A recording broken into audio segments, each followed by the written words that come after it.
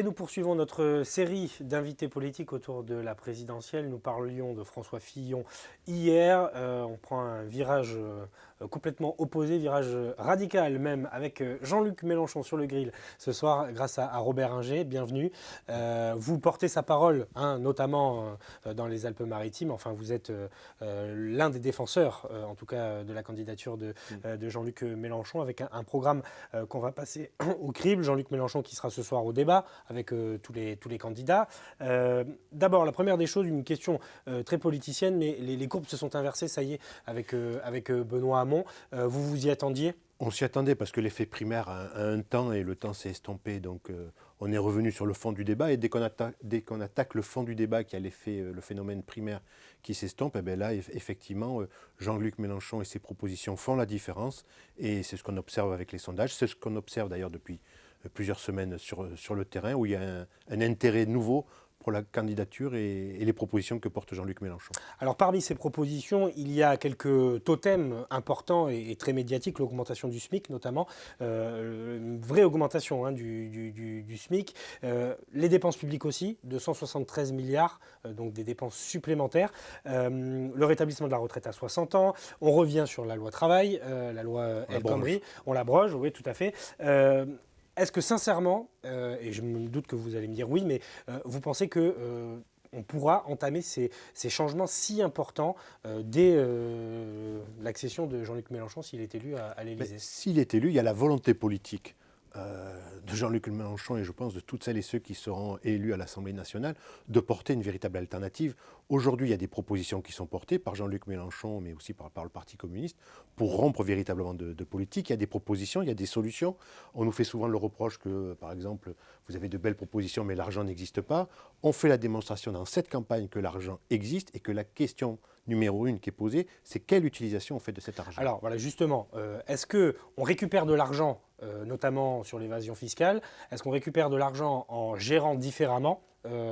Comment on assure la gestion de ces deniers publics ? Parce que c'est vrai que, évidemment, 173 milliards de dépenses, données comme ça peut effrayer. Ça peut effrayer, mais c'est de l'investissement. On investit 173 milliards, mais on va retrouver de l'argent, on va retrouver des taxes, on va retrouver des salaires, on va retrouver du revenu. Et donc ça va, je dirais, garnir le carnet de commandes des entreprises, ça va permettre d'augmenter les salaires, ça va assurer des rentrées supplémentaires pour le pays. Et donc tout le débat est, est-ce que cet argent, est-ce que l'investissement va servir pour le pays, ou est-ce que l'argent, les richesses créées dans ce pays sont accaparées par une petite minorité via les dividendes versés aux actionnaires qui ne cessent de battre des records année ou après année, ou est-ce que ces dividendes et cet argent, cette richesse passent à l'étranger grâce à l'évasion fiscale en particulier. Un petit point, Jean-Luc Mélenchon propose d'ailleurs que l'écart des salaires ne soit pas supérieur à un rapport de 1 à 20 entre le plus bas et le plus haut salaire. Aujourd'hui, vous sentez que avec les sondages qui montent, ces thématiques-là, elles ont une prise, on l'a vu avec les démonstrations de force publiques, les rassemblements organisés par Jean-Luc Mélenchon, le passage à la 6ème République aussi. Vous sentez ce besoin de renouvellement complet du mode de système politique, mais aussi des politiciens ? Il y a une volonté qui n'est pas nouvelle, qui existe déjà dans le pays, de changer radicalement les choses au sens de faire d'autres choix qui permettent aux gens de vivre mieux, qui permettent de respecter la planète et qui permettent aux gens de pouvoir se faire entendre, ce qui n'est pas le cas aujourd'hui. Et on sent aujourd'hui avec cette campagne que la parole de Jean-Luc Mélenchon rentre en phase avec toute une série d'électeurs nouveaux. Il y a ceux de 2012, mais il y en a d'autres, des jeunes en particulier, qui se retrouvent dans ces propositions, qui se rendent bien compte de l'aberration des choix et des politiques menées depuis des années et qui aspirent véritablement à vivre autrement. Alors on lui reproche aussi beaucoup ces mesures en termes de sécurité, jugées laxistes par certains, notamment l'interdiction des tasers, des flashballs, des grenades de désencerclement. On ne sait pas bien s'il va recruter des forces de l'ordre, accroître les moyens. Qu'est-ce que vous dites à ça ? Il est favorable à une police de proximité, oui, il est favorable à la tranquillité publique, il est favorable à embaucher des fonctionnaires de police, mais aussi à embaucher au niveau de la prévention et de l'encadrement pour permettre justement une réinsertion. Donc toutes les mesures qu'on veut aujourd'hui supprimer, ce sont à l'image des grenades de désencerclement. Ouais. C'est, je dirais, c'est un équipement quasiment militaire mis entre les mains de la police. Ce n'est pas avec ça qu'on va faire du maintien de l'ordre. Aujourd'hui, il y a besoin véritablement de recréer du lien social, de recréer un lien entre la police et la population. Et ça passe par une autre politique, d'autres choix que ceux qui ont été menés par exemple par Nicolas Sarkozy et qui ont été prolongés par Manuel Valls. Alors, autre point fort, quand je dis fort, mesure forte dans l'écho, en tout cas, qu'a le programme de Jean-Luc Mélenchon, c'est tout ce qui concerne les institutions. Donc évidemment, référendum pour passer de la 5e à la 6e République. On pourra révoquer des élus en cours de mandat. L'instauration d'une part de proportionnel, et puis la possibilité pour les citoyens aussi de proposer des lois.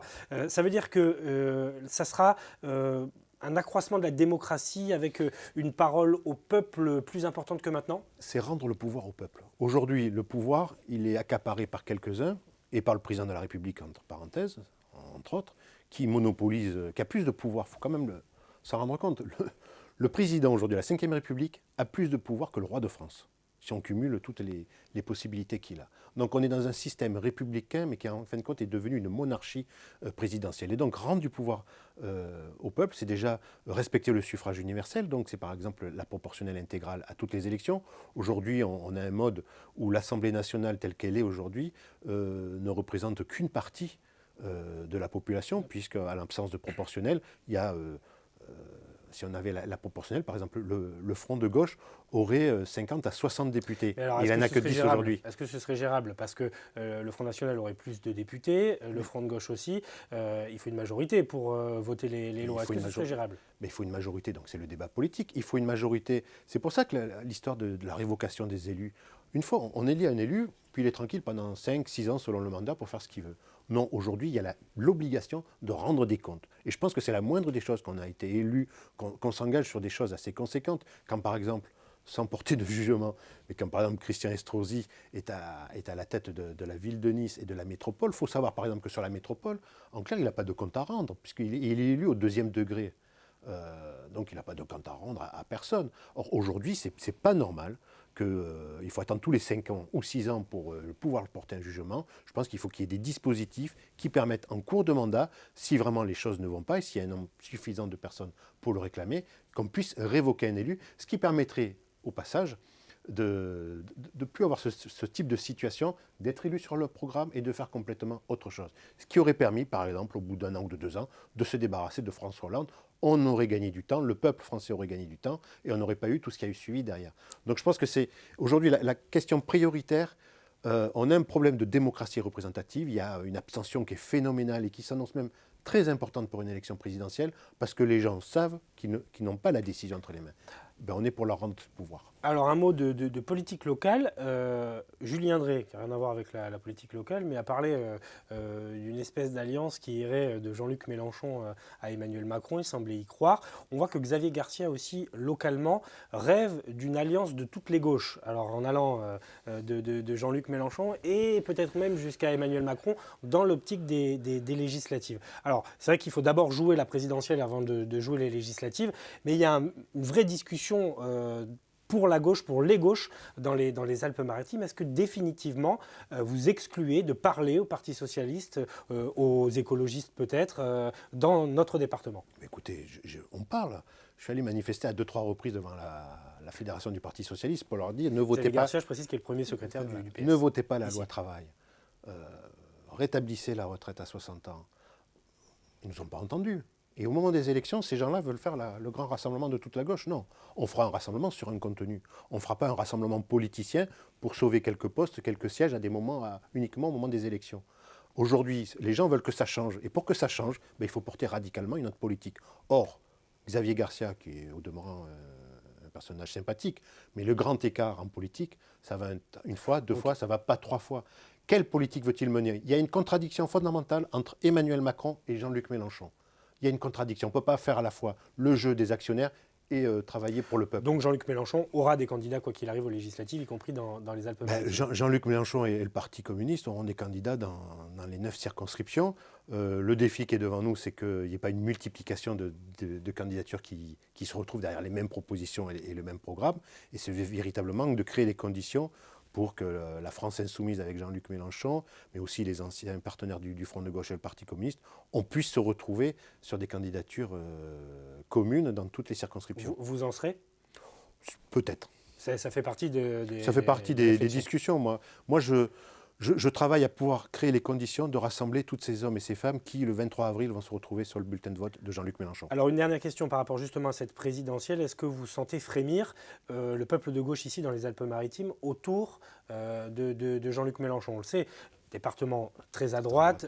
C'est vrai que c'est compliqué de fédérer la gauche. On sent que la courbe est en train, la dynamique existe autour de Jean-Luc Mélenchon. Est-ce que c'est le cas aussi dans les Alpes-Maritimes? C'est le cas dans les Alpes-Maritimes. On a senti un changement. Il y avait déjà un accueil très, très sympathique, mais bon, ce n'était pas encore vraiment la campagne. On a senti un changement à partir de la marche du 18 mars et puis du premier débat télévisé, et où là, je dirais que Jean-Luc Mélenchon a su trouver les mots pour s'adresser à tout le monde. On est sorti d'un certain clivage que certains voulaient imposer, d'une certaine image que vous voulez imposer. Jean-Luc Mélenchon a fait la démonstration de sa capacité, je dirais, à débattre et de sa capacité aussi à incarner véritablement un vrai changement dans le pays. Et depuis, on sent qu'il porte pour beaucoup d'hommes et de femmes de gauche, mais même des gens qui ne se considèrent pas de gauche ou de droite, dont c'est la première expérience politique, il constitue une possibilité, une alternative après 5 années de quinquennat catastrophique de François Hollande, qui ont été précédées de 5 années catastrophiques aussi de Nicolas Sarkozy. Donc, et ce sera ma dernière question, une fois élu, s'il est élu, Jean-Luc Mélenchon, la priorité sera aussi de réunir la France, de réunir à l'Assemblée. Vous l'avez dit, si on instaure la proportionnelle, ce sera le moment d'écouter tout le monde, de la droite à la gauche. Mais je pense qu'il écoute... Déjà tout le monde? Non, il écoute déjà beaucoup de monde. Il n'y a qu'à voir. Et il est écouté par beaucoup de monde, ça va dans les deux sens. Mais ses propositions, elles se nourrissent d'un travail qui a été fait par beaucoup depuis des années. Quand, par exemple, il porte la 6e République, qu'il n'est pas le seul à porter, mais c'est aussi une prise en compte de ce qu'il y a besoin de bouger dans ce pays. Et je constate d'ailleurs qu'un certain nombre d'élus qui ne sont pas de son bord font aussi le même constat qu'il y a besoin de bouger les choses. Donc je pense que s'il est élu, il y aura besoin d'aller vite, de mettre en œuvre, d'une part, tout le processus constituant pour la 6e République, et dans le même temps, ça entend dans la 6e République, de mettre en œuvre la planification écologique, l'investissement massif pour relancer l'économie et l'industrie, et l'augmentation des salaires. On va reparler de tout ça évidemment sur Azur TV, des programmes des différents candidats. Merci à vous, Robert Inger, d'être venu sur ce plateau pour nous parler donc des propositions de Jean-Luc Mélenchon. Vous étiez notre invité du jour sur Azur TV.